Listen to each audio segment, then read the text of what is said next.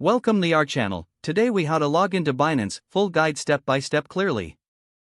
Open your web browser and go to the official Binance website. Look for the login button, usually located in the upper right corner of the home page. Click the login button to proceed. You will be directed to the login page where you will enter your credentials. Input your registered email address in the designated field. Next, enter your password in the password field. Make sure your password is entered correctly.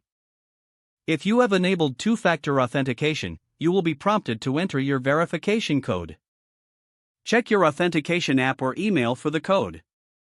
Input the code into the two-factor authentication field. Once all fields are filled, review your information for accuracy. Now, click the login button to access your account. If your credentials are correct, you will be redirected to your Binance dashboard. If you encounter any issues, verify your email and password for typos. If you have forgotten your password, click on the Forgot Password link. Follow the instructions in the password recovery email to reset your password. Once logged in, take a moment to familiarize yourself with the dashboard layout. You are now ready to start trading or managing your assets on Binance. If the page does not load, refresh the browser or try again in a private or incognito window.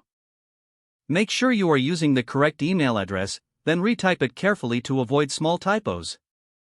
If your password is not accepted, use the reset option and create a new strong password you can remember. Check your spam folder for verification or security emails, then complete any requested confirmation steps. Enable two-factor authentication if available to improve account security and reduce unauthorized access risk.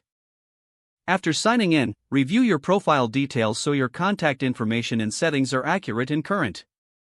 If you see an error message, note it down and try again after restarting your device and internet connection. Log out when you finish, especially on shared devices, to keep your account and payment information secure. If the page does not load, refresh the browser or try again in a private or incognito window. Make sure you are using the correct email address, then retype it carefully to avoid small typos.